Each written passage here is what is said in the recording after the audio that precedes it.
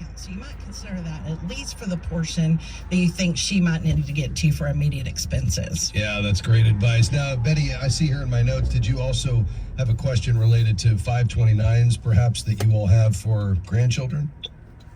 Yes, I do have those, and we have those in our Roth IRA account. I have 2 in mine, and my husband has 2 on his. And when we pass, do those go directly to them, or do they go to a parent? Or Yeah, and so these are specifically 529 college savings plans, is that right? right? Yeah. So what you would typically do is designate a successor account owner, because often these are in for the benefit of the child, which is a minor, and so you would not only name that child as the one that will ultimately receive the funds to be used for qualified education expenses, but you can designate that successor account owner, or sometimes called a successor participant, and then that person would manage the account for the beneficiary, the student that you're saving for, your grandchild in this case, in the event of your death. So you might want to just check in with the 529 account owner or custodian and just make sure that account successor is in place. Okay, so that would just be for that account. It wouldn't be for any of the other things that are in the Roth IRA. Yeah, and let's clarify that. So 529 can't be held within a Roth, so you all have some Roth IRAs, and then you separately have 529s? No, they put them in our Roth IRA. Yeah, I would clarify that, because a Roth can't hold a 529. Now, a 529 acts like a Roth IRA in the sense that you put in after-tax dollars, you don't get the deduction, it grows in sub-accounts or in mutual funds, and then as long as it's used for qualified educational expenses or, K to 12 up to $10,000, then you don't pay any taxes on all the gains, but it can't live inside an IRA, a Roth or a traditional. So I might just look into that. Now, each of these accounts, be it Roth, 529, CD, checking account, savings account, they would all have the ability to have their own beneficiaries. And so you'd want to make sure that those are in place and in line with your overall estate plan. And then, as we referred to earlier, the 529 has this additional element, which is beyond the beneficiary, the child.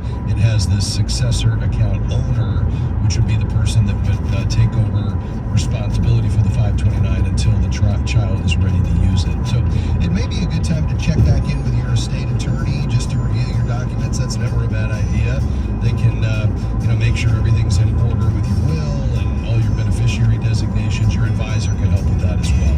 Thanks for your call today. We're going to take a quick break. Back with your questions. 800-525-7000. Stick around. We are grateful to Chessman Wealth Strategies for their support of faith and finance. Their mission is to help clients make smart choices with their money so they can worry less, enjoy life, and ultimately become good stewards of the resources God has entrusted to them. ChessmanWealth.com. That's ChessmanWealth.com. The phone number is 214-572-2120. Investment advisory services offered through CWM LLC, and SEC registered investment advisor. Target is in the bullseye because of its transgender bathroom policy. Petition by the American Family Association to boycott Target now surpassing 1 million signatures and counting. People have their own beliefs and stuff, but look at it hurt. Look at it hurt. Look at it hurt. It hurts our daughters. It hurts you. It hurts our families. It hurts me. It hurts all of us. Sign the petition to boycott Target at afa.net. We are grateful for support from Eventide Investments on the Faith and Finance program.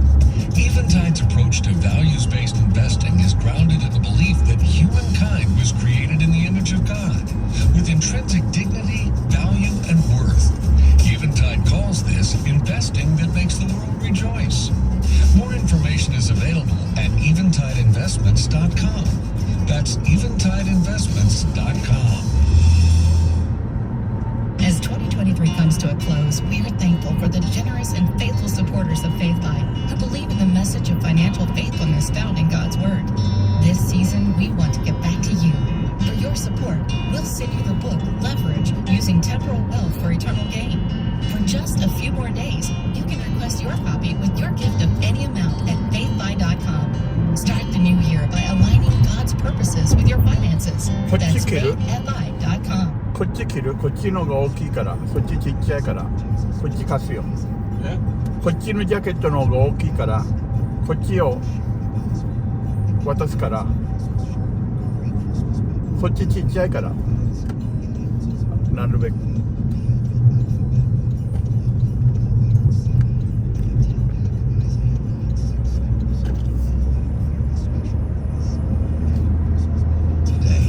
resources.afa.net. Are you struggling to fit your faith into your practice as a Christian financial advisor?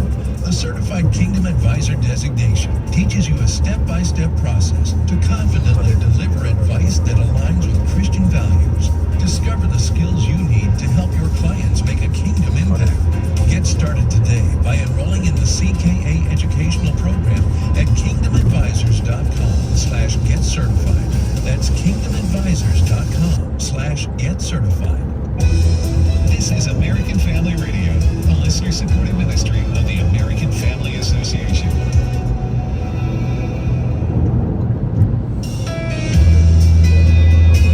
Thanks for joining us today on Faith and Finance here on American Family Radio. And coming up in the next segment of the broadcast, our good friend Bob Dahl stops by. Bob is Chief Investment Officer at Crossmark Global Investments. He joins us each week with his insightful analysis of the markets and the economy. We've had some strength as of late. November was certainly strong in the markets. Up across the board today, although modestly. We'll get Bob's take on where we might be headed. I know he's hard at work at his 10 predictions, so that's something we'll be hearing about in the weeks ahead. But today he'll weigh in on just the latest on the U.S. economy and the markets, and we'll look forward to that in the next segment. In the meantime, we're taking your calls and questions. Sharon Epps here today, and together we're tackling what's on your mind financially at 800-525-7000. We've got some lines open, so you can call right now and get through at 800-525-7000. We'll be headed back to the phones here in just a moment. Sharon, we started today by talking about economic uncertainty, and we could go two directions on that. Let's start with just economic uncertainty as it relates to someone who's just in a situation where maybe there's uncertainty around their job as we head into a possible recession next year. There's uncertainty around just balancing the budget because of inflation and expenses being up, and maybe they've had to turn to the credit cards because they didn't have that emergency fund. What would you say to that person who's experiencing that right now? Well, first of all, don't go this alone. Get some community around you who can be praying with you and praying for you.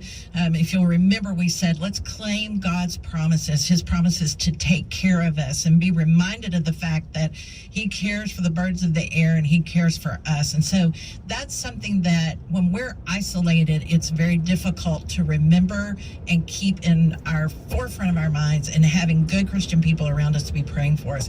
I think the second thing is when you're facing uncertainty about your job, it's a great time to just sit down and reevaluate your spending priorities and cut out anything that's not absolutely essential, and just make it a season where you double down on the things that are necessary, and that's paying your taxes and paying your debt and food and the basics that you need. And when you do that, I think it will relieve some stress because you're not just trying to keep running at the same pace that you were before the uncertainty. Yeah, and this season in particular can get away from us because if things were already tight, and then we add on top of that gifts that haven't been planned for, all the trimmings, we're doing some extra things with the family. I mean, we could get to January and find that we've got a mountain of debt if we're not careful. We're further in a hole. And this is a great time to become creative in your gift giving because there's a lot of ways that you can give experiences that don't cost money. And my history is that when I've given experiences, actually those are the most memorable gifts. Yeah, I love that. What about family members? So we're watching somebody else going through a difficult season. It's somebody we care about and love. We want to help in a way that's helpful and not, leading them into a deeper hole. But what are just some guidelines around how we can help, particularly family members? Well, especially with family members, I think it's important to realize whether their uncertain time is because of an outside force they don't have control of, or if it's long-term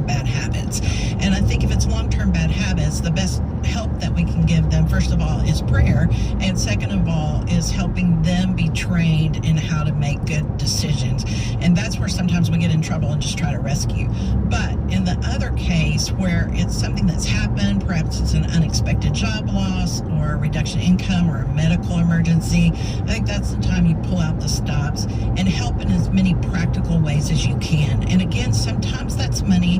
A lot of times it is practical helps, things like just dropping off a meal and saying, I thought I'd take that off your mind today, or offering a ride for some of the kids that might save them both gas money as well as time. So think practically about how you might help and not rescue, but become a partner with them as they walk through this time together. I love that. Let's go one layer deeper on helping family members. Now talk about an adult child who's in a difficult spot. Yes, so with an adult child, it gets a little bit tricky. You've heard us say here on Faith Finance that we really discourage family loans because of the fact that those tend to cause expectations that interrupt relationships.